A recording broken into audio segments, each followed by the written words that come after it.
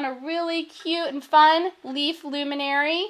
You can get this leaf graphic from graphicsfairy.blogspot.com. This is where I got it.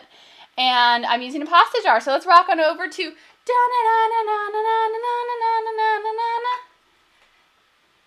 Camp. All right, people. Look, we're on Craft Camp here.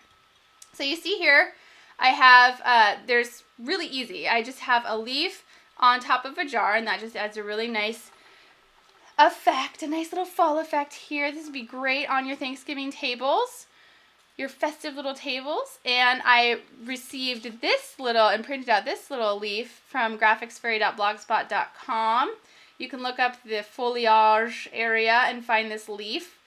And also I did, because I get a little bit, I don't want to say lazy, but I like to quickly fill in my leafy patterns with sort of a natural theme. And so what I did was I printed out my little leaf, and I actually sized it down to about 85% on my printer settings so that I got a smaller leaf. And I'm just taking my Stampin' Up! Brown stamp pad and just rubbing that on so that I'm starting to get like a nice little base color of brown. And that way my white leaf, which doesn't look so fall, will start to look fall really quickly, like so. And then, of course, when you're talking about layering colors, you have to layer them, which means you need more than one color. In fact, I actually recommend 3 or 4 colors. So I'm just putting a nice orange in here. This is a pigment ink from Colorbox. It's gonna curl a little bit, but that's fine. And that adds a nice orangey color in here.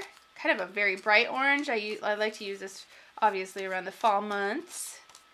And you're gonna get your fingers a little bit, dirty here, but it's not crafting unless your fingers are dirty. See, I'm gonna be the color of a leaf in a second here. All right. I also, just for a little bit of dimension, like to put in some gold. Now my gold pad is really, really old, so I'm running out of the gold. And so I have to press really hard to get anything out of it, which means I should probably go and buy myself some more gold. I clearly have been using it quite a bit. And that just really covers up the white with a nice light fall gold. It's kind of probably hard to see in the camera, but I swear it's just a nice little sheen. Okay, perfect. Now I'm going to do something a little bit funky that I didn't show you on this piece, and I'm actually, you can see in this piece that it sort of blends in with the background and the colors in the background a little too much for me. So I'm actually going to give it an accent color that I didn't give to this one right here. I'm going to put a blue in there because we all know I love me some blue. And this is yet another Stampin' Up, and this is called Bermuda Bay. And I'm just going to do the outside parts of my leaf here, and just you can even go like this and turn it over and just kind of press down on the outsides. And just ever so slightly, I'm going to bend it and then just kind of get a little bit in the middle there. Now that's just going to really make it pop off of the jar once I color that jar in a little bit. And I just noticed that, this is kind of my prototype. I just noticed, it blends in just maybe a little too much for me. So it's always good to note that you use multiple colors when you're sort of doing this aging kind of textured technique. And just use just like that. Very easy to do. And I know that it's not a very natural leafy color, but it still is going to be different and eye-catching. All right, but not too eye-catching. Now we have to talk about what we did with the jar. You all saw that I like pasta jars. And how did I get it to these colors? Well, you all probably also know that I have kind of an obsession with Adirondack Inks by Tim Holtz.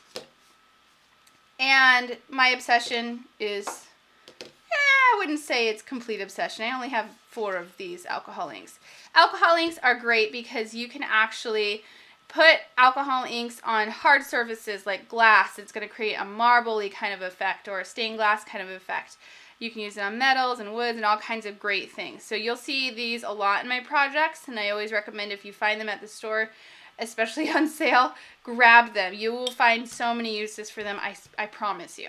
All right, so since I'm doing fall colors, I'm probably going to be using my greens and my caramels or my gingers and my cranberries. So I'm going to leave this eggplant out for now. Really, what you can do is just, this is what I like to do, is I just like to start dabbing colors on there. You can also dab colors just straight onto, I use makeup pads, and just sort of start dabbing it on. But because I like to see color instantly, and you can't see any color right now, but because I like to see color instantly, I like to make a big line down the middle and just squeeze that right down the middle there. Hopefully you can see that. And I'm just going to dab around like so. Now the more that you dab and the more that you add, the color is going to get blended and you're probably going to need to add more. So I'm just going to go in with my cranberry because I want that to also be kind of a dominant color in my whole grand scheme of things here. And dab that in. So just kind of blending it in, and it goes a long way. So if you still have it and it's wet, you can really push it around. If it dries, then you're just going to have to add a little bit more to get it wet again. It dries pretty quickly, which is kind of what makes this a really neat product, is that you don't have to worry about it coming off once it's dry. So just really dabbing around. You can make some really neat textured effects if you really want to. And I'm actually going to do kind of the back part more of a red, and I'm going to put the leaf up front. And the leaf is going to be set against kind of a green and a brown background. So I'm just going to go like so, and then like so. Totally crazy fun technique. Alcohol ink does stain your hands. Think of it like a Sharpie, but there's a blending solution that actually will take it off of your hands for the most part. And the blending solution also helps you spread your alcohol inks around. Maybe if you made a mistake, if you're doing some detailed work, unlike what I do, obviously you can tell, then you can get it off with the blending solution. And I do recommend buying that as well. If you're at the store and you're buying alcohol inks, always buy the blending solution as well. So just like I said, it's just like Sharpies. Just like Sharpies. So you have to watch for that you can see my hands are pretty covered right now. And I'll just use some blending solution. And that's also a word of wise for your clothing and anything else that you have around you that you may not want to get stained, much like a Sharpie marker would stain it. So I've got my nice little colored jar here, and I'm leaving the top clear because later on I actually want to put a ribbon on it, but for now it's just going to stay clear. And now, how do I get my leaf onto here? Well, y'all know my next favorite product is Mod Podge. I'm just going to use a Mod Podge Gloss Luster on the bottom part of this. Oh, maybe not, because I haven't opened that one yet. I'm just going to go straight for the sparkle then. Going straight for the sparkle because we all love some sparkle. This is Mod Podge Sparkle, and I'm taking this time I'm just going to take myself a regular brush, a regular paintbrush. Normally you'll see me using a foam brush or a roller, but I'm just going to use a easy old paintbrush here. Give it a nice thin layer on the back. You're not going to have to worry too much about this overlapping and getting onto your glass because it's going to be just fine when it dries. It's going to clear dry there. So you can see I just kind of flopped it right on there like a pancake. And usually you should probably wait for this to dry, but I'm just going to go right on over it with another layer of my Mod Podge Sparkle. Mod Podge Sparkle is right here. And I'm going to try and keep it on the leaves as much as possible, just, you know, just to sort of let the leaf sparkle more than the back of the jar. Gotta love some Mod Podge sparkle. And when that dries, it's just going to leave a nice sparkle, and wherever it is on the glass, it's going to have a nice little sparkle as well as just a clear little sheen on it.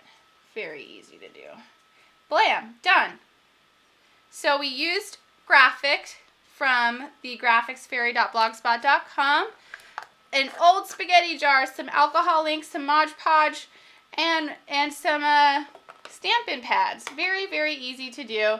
And we'll rock on over to HeadCam so that you can see the finished product as well as what it looks like while it's drying. So this is finished project, Luminary, very easy.